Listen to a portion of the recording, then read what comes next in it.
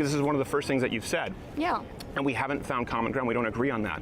I do find that the idea of... Yeah, no, sorry, can I hear what she has to say? Questions, and she wants to take my question. So since this is an equal setup, yeah. So... No, I appreciate. Well, you can sit down afterwards and we'll have a conversation. No, listen, I would like to have a conversation with one person, and then you can all line up and have a one-on-one conversation. But I do. I don't consent. So it's...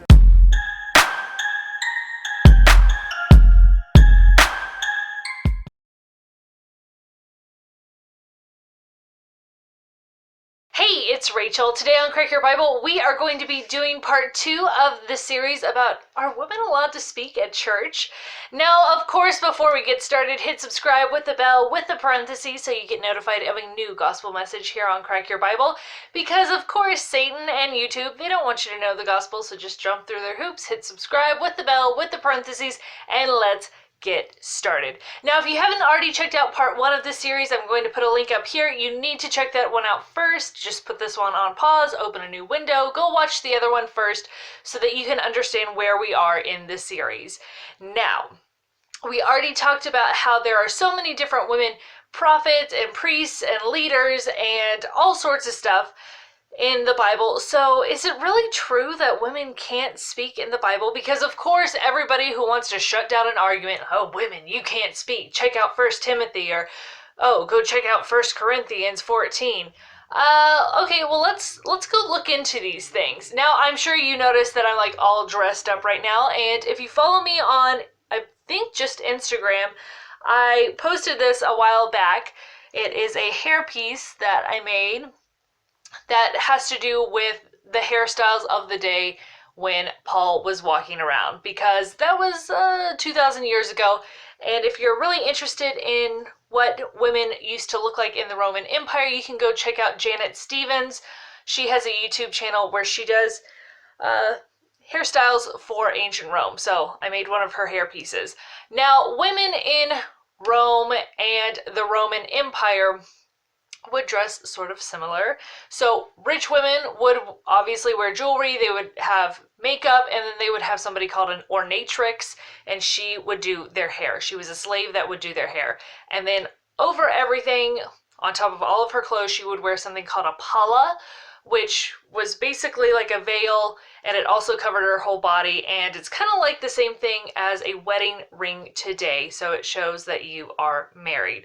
Now, men also wore coverings, and only wealthy Roman citizens were allowed to wear togas. Not anybody could wear a toga, only wealthy Roman men. And you might be wondering, like, okay, what does this have anything to do with Corinthians? Well, we gotta get some backstory here, because Corinth, if you guys aren't familiar with, is a city in Greece. It is in southern Greece. It's south of Athens, and it is on an isthmus, which is basically like a small little piece of land that connects two pieces of land together. So it's kind of like a little land bridge, and it's only about 4 miles in width from one part of the ocean to the other part of the ocean.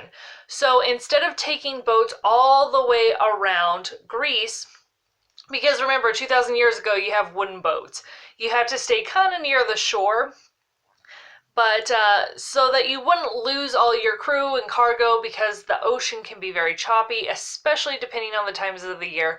People needed a way to get from the west side of the Mediterranean to the east side. So what they would do is they would go up to Corinth, and they would either take all of their cargo out of the ship, or if the boat was small enough, they would put the boat on a cart and they would wheel it 4 miles across, and then they would put it on the other side of the ocean, or they'd put all their cargo in a new ship waiting on the other side of the ocean. So it's kind of like a canal, but with a cart instead of hydraulics and water and all of that. So just like the Panama Canal, just like the Suez Canal, these are highly prized cities, and this city was wealthy, super wealthy, because everybody who was doing trade was coming through Corinth. If you wanted to get from Asia to Europe, you're coming through Corinth. And with any big city with a lot of money, you're going to have a lot of different people and religions and a lot of vice. Whenever you have a big trading city, you're going to have prostitution. And in Corinth, they had the temple of Aphrodite, and they had over 1,000 temple prostitutes on their payroll because they were making money hand over fist. Everyone's coming into town and they are going to get theirs. Like, they're ready to have sex. So people are used to being wealthy. They are used to having sex and worshiping the gods at the temple of Aphrodite. But not only that, because of Corinth's history, you have to understand that yes, it was a Greek city, but in 140 BC, they decided that they were going to go against Rome, and that did not work out for them. The whole place was leveled, and then in 40 BC, Caesar rebuilt the city. That is kind of where we are in our timeline. So this is before Jesus has been born. So about 36 years before Jesus comes onto the scene. So the city is rebuilt, and because it's rebuilt by Romans, they have all of their stuff in Latin. The buildings, the architecture, it's all in Latin. And the people are either Roman citizens or they are slaves in the Roman Empire. Now, anybody could be a slave. Many people were slaves. It had nothing to do with your race. Everybody was equally oppressed. But the thing is just because you were a slave did not mean that you were a slave for life. Many people even sold themselves into slavery to pay for debt. It had nothing to do with race. If you were captured in war, you're now a slave. If you have a lot of debts, now you're a slave, or your families are slaves. But you would have money, you had skills, and then you could buy your freedom, and then you could also buy your citizenship. So Paul was a Roman citizen. Jesus was not, even though Judea was part of the Roman Empire, and they spoke Greek. Greeks were kind of like looked down upon, but everybody spoke Greek. That was the language of the day. So now we are in Corinth, okay? So we have all of these Romans in Corinth, and you have this huge discrepancy in social status because you have slaves, you have regular people who are not citizens, and then you also have Roman citizens. And remember, Roman citizens were the ones that were allowed to wear the toga if they're a man. So we see that the church at Corinth has a lot of problems. There's a lot of fighting going on, just like there's a lot of fighting going on today. And Paul hears about it and he's like, okay, I need to write to you as a response to tell you what is going to happen. Like, what do I have to say about the issue? Because unfortunately, we don't have the letters that were written to Paul. We only have his responses. So you have to remember this, that sometimes he references things and you're kind of like, where's this coming from? Well, it's because he's responding to a letter rather than just making a speech. So he's obviously responding to things that were written to him, and now he's addressing them. But we see that there is a huge discrepancy with people where all of a sudden they want to follow one person or that person, such as Apollos. And we talked about him in the last video because Priscilla and Aquila, they were the ones that pulled Apollo aside and were like, hey, you know what? Let me better explain the gospel to you. Like, I know you're excited, but I need to correct you on some things. A woman was correcting a man with her husband. It was not just the husband. So again, yes, women can correct and teach men, as we see happen here. So in Corinth, people were like, oh, well, I'm a follower of Apollo, or I'm a follower of Paul. And Paul's like, nope. Okay, everybody, we are all one body. We all work together in tandem. We all use our gifts. It's not about following one person or another. And I know I got flack when I told you guys like my 5 favorite YouTubers that are Christians. Everyone's like, oh, why are you promoting other people? Because we're all one body. It's not about being a celebrity on YouTube. Like, I just want people to know the gospel, and there's other people that talk about different things and they have their gifts, and I want you to be able to receive their knowledge too. We're all working for God. Period. The end. One of the other problems is, I'm not sure if you guys understand how churches were really run back then. It was not like, oh, I'm just gonna go to church. No, it was, churches were people's homes. So the people would meet at a wealthy person's home because only a wealthy person has the space to hold 60, 100 plus people in their home. A poor person would not. So you have poor people going into wealthy people's home. And remember they were not allowed to wear certain types of clothing. So Paul lays down some ground rules. He says that men cannot have their head covered when they are praying, because not only are there some non-Christians that can see what's going on in these homes, because the front door was always open, so you'd have like some stealthy busybodies like looking at what's going on with those people, and they could see what's going on. Whenever there was a Roman man and he was giving something to the gods, doing a sacrifice or something like that, he would cover his head. So Paul's like, nope, we're not doing that, because not only is there a class distinction there because poor men can't cover their heads, they don't wear the toga, but you are not going to take that from paganism, where people are going to think that this is just paganism repackaged. So men, you are not allowed to cover your heads. You are all equal. The only head that you have is God. God is your mediator, not the leader of your group who is doing the sacrifice on behalf of all of these Roman pagans, where you guys are doing divination and cutting up animals, just like I talked about in my Thanksgiving video.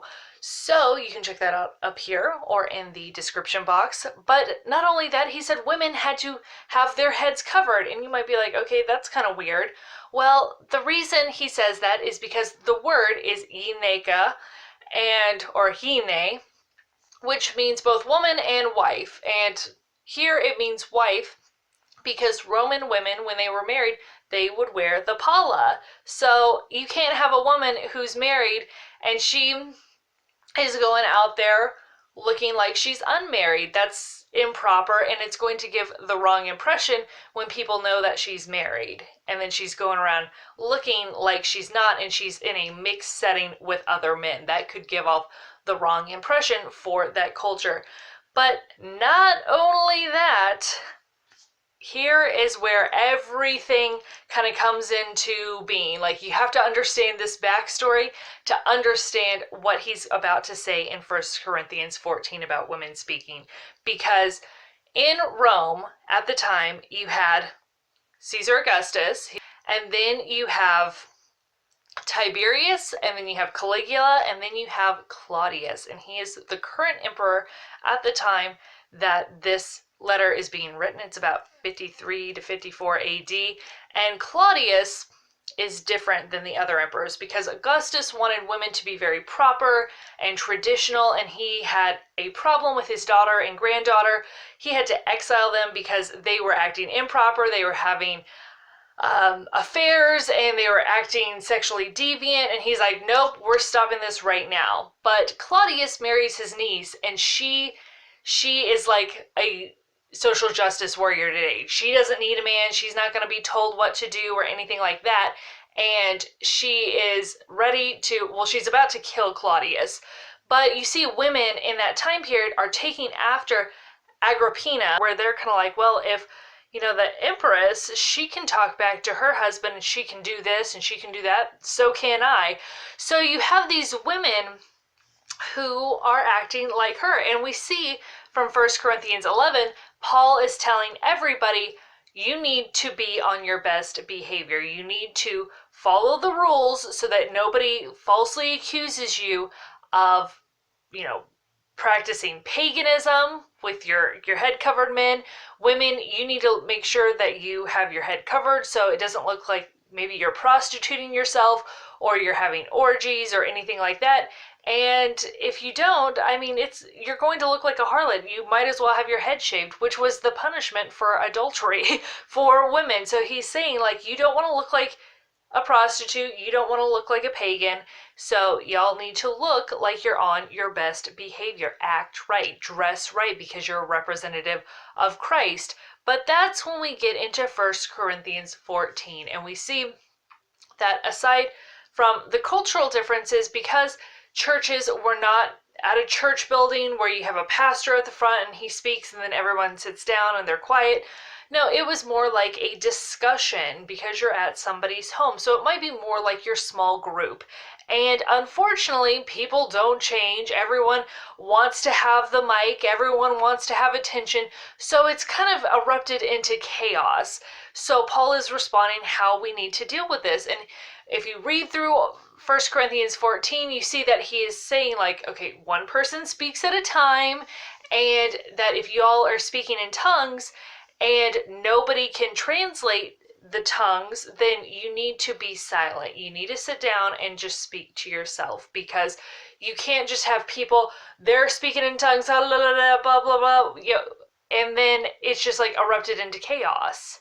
Because you have somebody over here, they're trying to give a revelation, and it gives you the ground rules for, okay, if somebody is speaking and then somebody has a revelation, then you yield the floor to them and you allow them to speak. It's not, oh, well, I'm still speaking, you need to hold it, oh, now it's my turn, and everybody's just wrestling over who gets to speak. This person's over there speaking in tongues. You have the women, and if you watch the first video, you remember that they weren't educated in things of the law specifically, so they're chattering amongst themselves, having a conversation, and it's chaos. Nothing is getting done. This is a mess. So Paul is laying down the rules, saying, if you are speaking in tongues, nobody can understand you, there's no translator, you need to sit down, you need to be silent. And that word is not, you have to never speak again, you're not allowed to speak at church. It's just for that time being, because there's nobody there to translate you. But also, we see that with the women, that the words used is not, you're not allowed to ever speak again, because it's not the word commanded, it's the word for, I am not giving you permission right now, or I'm not yielding the floor to you right now. And that word is epitrepo. And that is for specific periods of time. So like a special allowance to yield the floor to you.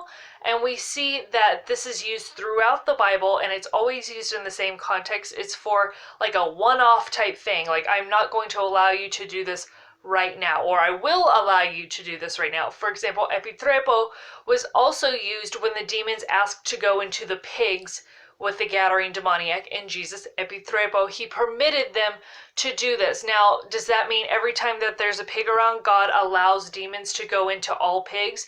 No, but for this one instance, he is going to allow it. So this is a one-off type thing. This is a one-time allowance sort of issue. And this is not a commandment for, like, I command all demons to go into all pigs every single time. That's not what Jesus was saying. It was this one time, I am permitting this to happen. Likewise, Paul is saying, I am not permitting this to happen in this circumstance, because we see from the words, it's the same word used for people need to be silent when they're yielding the floor. It's sigato in whatever verb tense you're using for singular, plural, a group of people. Sigato-san, they need to be quiet. They need to stop talking, because he says that it is disgraceful for them to lalein, which is to chatter in classical Greek. So they're sitting around chattering while other people are talking, and he's like, no, you're not going to do that. You need to be respectful. And I know that culturally, you know, every woman's like, you're not going to tell me what to do. Like the Empress, she's doing her thing. You're not going to tell me what. Nope, that's not how it's going to be. It doesn't matter that you're rich or you gave all this money. Like, you need to yield the floor. And because you don't know what you're talking about, because you haven't been taught these things, for many of these new women, they weren't taught in the ways of the scripture. They are, oh, I have a question, I have a question, I have a question, and it's disrupting the meeting. And that's why he's like, okay, I understand, new believers, got it, but you need to ask your husband at home. Like, go ask him, he'll explain it to you, and then you'll understand. You'll be up to speed on what we're talking about, because you guys know that if you are in a classroom, if you've ever gone to school and you have to like read a book, and there's that one kid that's like raising their hand asking questions to detract from the fact that they didn't actually read the book. So they're asking these like obvious questions to kill time, and it's like, okay, you would have known the answers if you had read the book, and now you're kind of just disrupting the conversation. We can't discuss the book. So read the book, go ask your husband at home, he'll explain it to you, and then when you come to the meeting, now you understand what is going on. Because we see that there are women working in the church, they were teaching, they were instructing men. Again, like Priscilla, you have to go watch episode 1 first. But we see that all of this is about people not being disruptive at church, and it's not a commandment that women are not allowed to speak in church. It's women who don't know what they're talking about need to stop interrupting interrupting the meeting with these elementary questions because everybody's trying to learn. They might be at a further place in their learning, so women need to go ask the elementary questions at home to their husbands instead of interrupting the meeting, and they need to stop chattering at the meeting because it's disruptive. And also, people talking out of line, people trying to have the floor when it's not their turn, that is also disruptive, and they also need to be quiet for the time being. So that we see that the words used in the Greek are not a commandment that women are never allowed to speak. It is a specific instance where the whole place has erupted into chaos because everybody is vying for the floor. They're interrupting each other, and Paul says, no, we have to have order. You need to be respectful. And women, you can't just talk over people because you have a question. And you kind of see this in other places, like we see it even today. I'll put a couple clips of Steven Crowder up. He went to a school, and look who are the ones interrupting him with questions while he's trying to have a discussion with somebody else. You'll see it's women. As a bobcat, you understand, would be insurmountable. The ramifications would be... I'm really sorry to interrupt your conversation, but I have some logistical questions for you. My name is Lauren Chum, and I work at SMU Student Activities. Yes. We manage the outdoor events request process. Are you the sponsor of this activity? It's College Republicans, actually, and you can speak with Darren, wherever Darren is. He spoke with Drew, and we have permission. So, okay. Thank you very much. So I want to, again, the goal is here to change my... I'm open to new ideas. Yeah. There's no set... Yeah. Different kind of space around us. I think, I don't know, no one's being accosted here. We're just having a conversation. There's no question of accosting. We're just trying to, like, bring the conversation so that it's not like a kind of like a separate stage spectacle kind of deal. So like we're all in conversation around, and we can like engage with your sign. And Sure, I appreciate it, but it's not though. Actually, it's a conversation between two willing participants right now, and I will go. Other people talking as well, though. I'm not. I don't consent.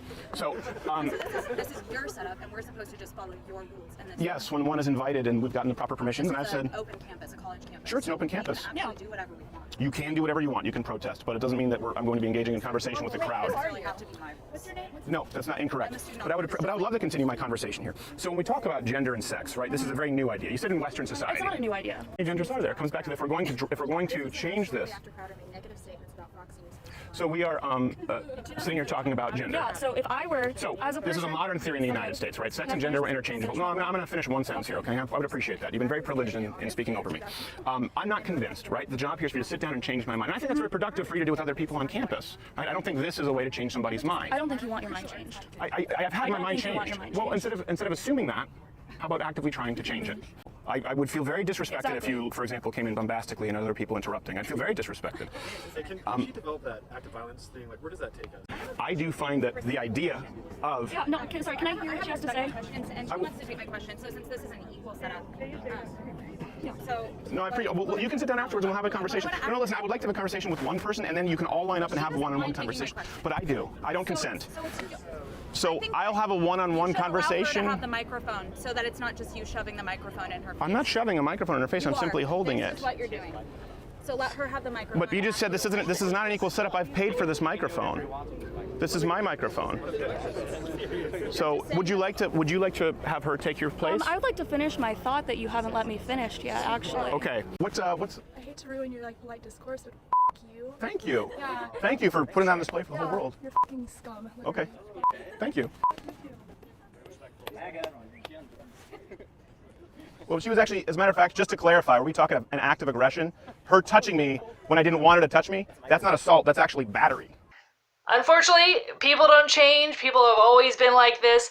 So just like today where we have people who may not be believers, or maybe they're new believers. Oh, I have a question. Other people talking over you, whatever. It's the same thing today whenever you're trying to explain something. So Paul is saying, nope, we're going to have order. And these people, for the time being, they need to be quiet until they learn their place. You got to be polite and yield the floor. So stay tuned for part 3, where we are going to be talking about the book of Timothy and can women still speak in church, because that's the one everyone loves to throw out.